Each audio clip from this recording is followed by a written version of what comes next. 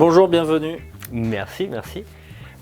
Tu es donc bordelais, tu œuvres dans le graphe et dans le graffiti, dans les fresques. Depuis combien de temps en fait?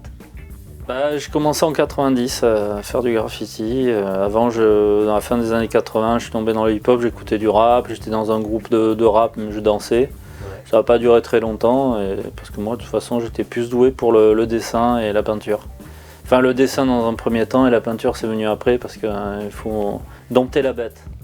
C'est-à-dire la peinture c'est plus difficile que le dessin, les dessins c'est plus rapide à faire? Le dessin, moi je dessine depuis tout petit, alors après passer du dessin à échelle 1 sur un mur, la première fois on n'a pas les proportions, on fait beaucoup moins de corps avec la bombe, c'est un corps étranger quoi. Alors que maintenant ça fait partie, c'est un prolongement, je suis un être humain augmenté avec ma bombe. J'aime pas dire ça mais en fait c'est un peu ça quoi. Ouais, c'est des grandes fresques de combien de mètres en règle générale? C'est quoi les dimensions à peu près? Parce que ça dépend, moi le plus gros que j'ai fait c'est 25 mètres par quasiment 13. Où ça? À Bordeaux, Quartier-Niel, pour la Jam Graffiti, enfin, c'est Festival Graffiti, c'est une jam en plus avec des concerts, des events en plus avec des marchés de créateurs, food truck et compagnie. C'est pas des frères qui ont monté ça, non? Non, c'est des gars de 3GC, c'est un crew de Bordeaux, c'est des copains à moi. Premier gros mur. Alors, premier gros mur sur Nacelle, j'ai fait ça à Tonins. C'est Freddy Fox qui m'avait permis de faire ça. À Tonins, à quel endroit à Tonins? Parce que c'est laquelle à côté de l'école? C'est le mur de l'école, ouais. Voilà, avec marqué cerveau valve. Et du coup, j'avais adoré la nacelle. Et c'est là que je t'ai rencontré. Exactement. Et j'avais compris, j'étais fait pour ça. Travailler sur nacelle. Vraiment, le graffiti pour moi, c'est fait pour être gros. Et grand. C'est parce que t'es grand que tu dis ça ou c'est quoi? Peut-être parce que je fais 1m80 d'envergure et mon corps est un outil qui me permet de faire des longues lignes et tout ça. Oui, c'est ce que tu m'avais dit, j'avais déliré là-dessus. Comme je suis grand, mais oui, faut se servir avec, de... Ouais, exactement, c'est pas pour être prétentieux ou quoi que ce soit, c'est une réalité technique, biologique technique, biotechnique. Biotechnique. Donc t'es un humain augmenté avec tes nacelles, tes bombes. Non, il paraît que l'évolution de l'être humain est plutôt à la grandeur, à l'allongement. Ah ouais? Mais je suis peut-être un peu en avance, je suis pas hyper grand, je fais 1m90, c'est pas non plus... Enfin, pour moi c'est grand quand même. Oui. Une bonne partie de la population mondiale, c'est grand quand même. On est toujours le petit de quelqu'un et le grand de quelqu'un. Bon, en tout cas, moi j'ai beaucoup aimé ce que tu faisais à Tonins. Merci. La première année où on s'est rencontrés, c'était la deuxième jam de Tonins. Qui est créé par Fred, c'est ça? Freddy Fox, qui fait un super travail aussi. Il travaille super bien et on est très liés quoi, très liés. Donc la première fois on s'est vu, c'était la première fois que tu faisais en nacelle? Non. Oui, premier mur sur nacelle, ouais. Pour un premier mur, je trouve. Et c'est pour ça que je pense que je suis fait pour ça. Je pense aussi, ouais. Tant que la santé me porte, j'ai vraiment envie de m'en faire beaucoup. De faire plus gros même, plus gros. Et les silos, parce que l'année dernière, en 2019, c'était les silos... Silos, alors un exercice particulièrement dur parce que c'est arrondi, donc comme je fais un travail symétrique, je fais des visuels qui sont symétriques, je pouvais pas voir ma fuyante.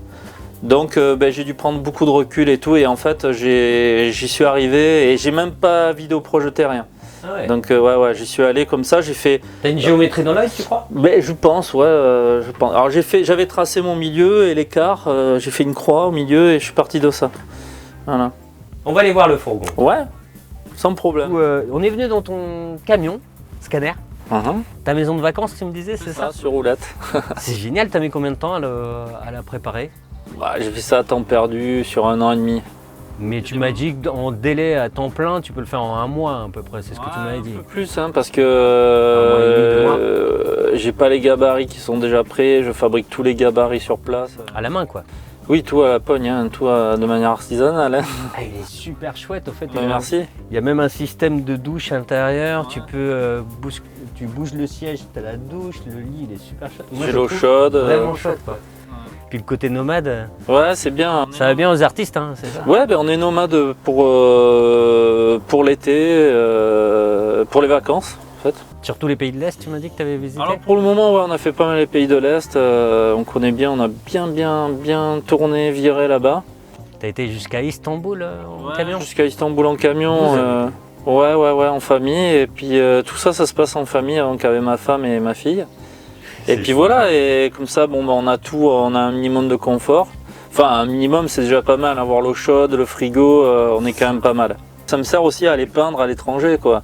Parce que dans le coffre, je peux amener une échelle, des bombes. Et t'en as fait à l'étranger? Ouais, j'ai peint pas mal, ouais. Plutôt sauvage, plutôt comment? Bah, il y a des pays où il n'y a pas de sauvages vraiment qui tiennent, puisque les pays des Balkans, on trouve un mur. Bon, on demande quand même, voir ça. Mais les gens, des fois, ils savent même pas pourquoi on demande. Ouais. Le mur est déglingué, vas-y, peins. Bah ouais, fais-toi plaisir. Voilà.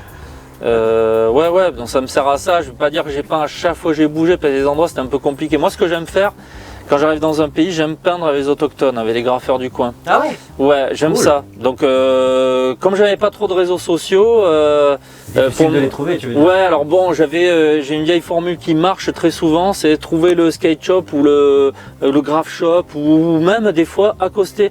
Par exemple à Belgrade, chercher des graffeurs, les magasins étaient fermés, il n'y avait rien. J'étais à une terrasse de café et je vois un mec passer, lui il fait du graphe.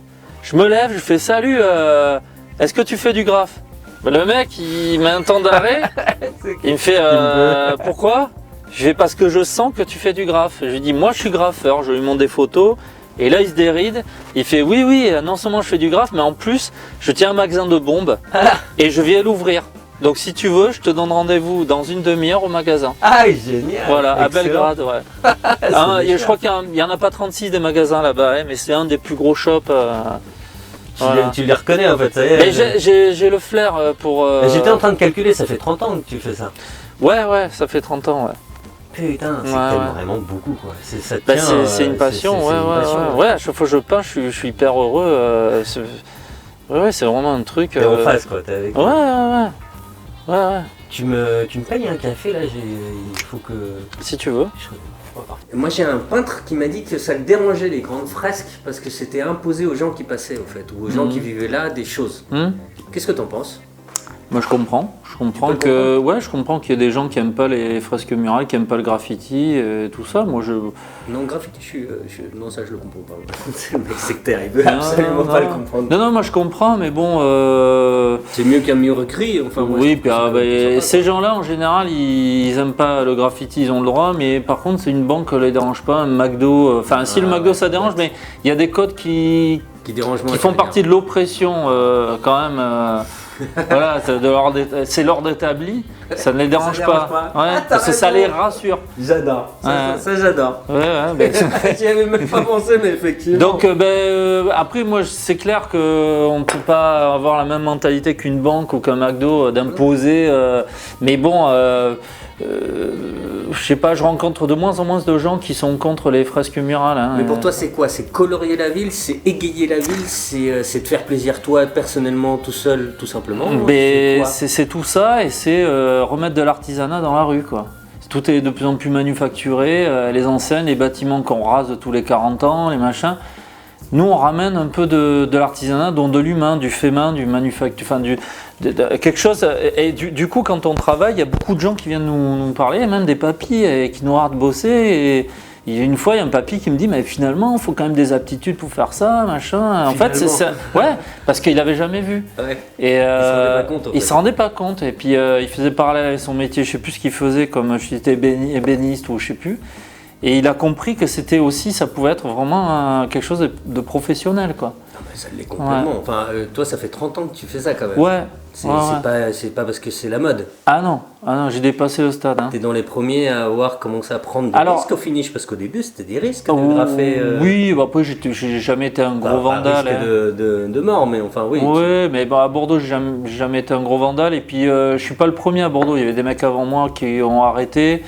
Il y a Doc qui continue à peindre, mais on n'est plus très nombreux là, les vieux dinosaures là, il n'y en a plus beaucoup. Peut-être parce qu'il y a plus d'endroits où on peut le faire légalement. Non, c'était plus galère quand même avant. Maintenant il y a plus d'endroits où on peut le faire légalement, c'est ça que je veux te dire peut-être. Et ça dépend, il faut voir ville par ville. À Bordeaux, il n'y a pas tant de spots que ça. Avant, il y en avait, mais après, il y avait d'autres difficultés. Il y avait le problème technique, le matos était moins bien, moins fiable, et on était moins expérimenté.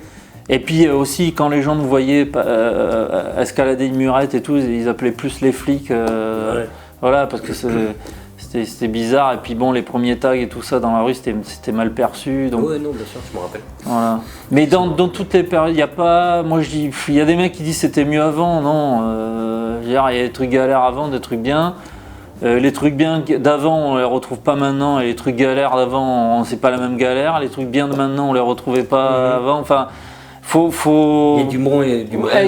Exactement. Maintenant, on a vachement gagné quand même en pratique par rapport au matériel, quoi. Les bombes ont évolué. Il y a des graffeurs qui ont été aux commandes de sociétés pour élaborer les bombes. Donc, on est quand même bien servi. Nous, on est là justement pour changer. C'est pas pour, c'est un petit peu un petit coup de pub. La société Weed, au fait, est là pour rencontrer des artistes, des artisans et de proposer leurs arts avec une marge minime. Et c'est surtout le créateur qui prime, quoi. Enfin, à mon point de vue, c'est celui qui prime. Ouais, et puis c'est bien. Ça se fait de plus en plus. Il y a de plus en plus de gens mais oui, qui font ça. voilà. Mais tu vois, même par rapport à l'agriculture et à l'alimentation, tu as des AMAP depuis une dizaine d'années, même peut-être plus. Parce que l'ère de l'industrialisation est finie. Moi, je pense que là, c'est plutôt... Alors, elle n'est pas totalement finie, Non, pas totalement, parce qu'il faut la revoir, mais il ne faut pas que l'un étouffe l'autre. Ouais. Et c'est ce qui a été fait, une tentative d'éradication de certains domaines, mais la population, l'intelligence pratique, puis je sais pas, les gens se rendent compte que ça va pas, quoi, de bouffer au champ, les 3/4 des trucs qu'il y a à vendre, c'est impropre à la consommation, ça fout des cancers, dans le pire des cas, ça rend malade, ça fait marcher l'industrie pharmaceutique. Il faut revenir à des choses plus saines et enracinées quand il s'agit de l'alimentation, l'éducation. Enfin, il y a des choses on ne peut pas transiger avec. Non. Après, avec le côté culturel, on peut y mettre un peu de technologie, un peu être déraciné, c'est pas un problème. Au contraire, moi je trouve que le métissage culturel artistique est essentiel, du moins, pour pouvoir avancer. Parce que c'est l'histoire des références, on se réfère toujours à quelque chose, à quelqu'un, à travail de quelqu'un, et on ingère et on réinterprète en y mettant son identité en plus. Et c'est ça qui fait des sauts en avant. Dans la musique, le mec qui va faire du jazz de taré, et pourquoi on l'aime parce qu'il y met sa pomme. Avec tout ce qu'il a ingéré, il arrive c'est une nourriture. Ça pâte, quoi. Voilà, exactement. Dans le graffiti, c'est pareil. Dans tous les domaines, voilà. La Citroën DS, c'était ça aussi. C'est clair. Bah, écoute, merci beaucoup Scanner de nous avoir reçus. Mais merci à toi. Vous parler de tous ces arts. Ouais. Et vous pourrez retrouver les informations de Scanner sur le site uidd.fr, weed.fr et partout sur le web. Merci. Ciao.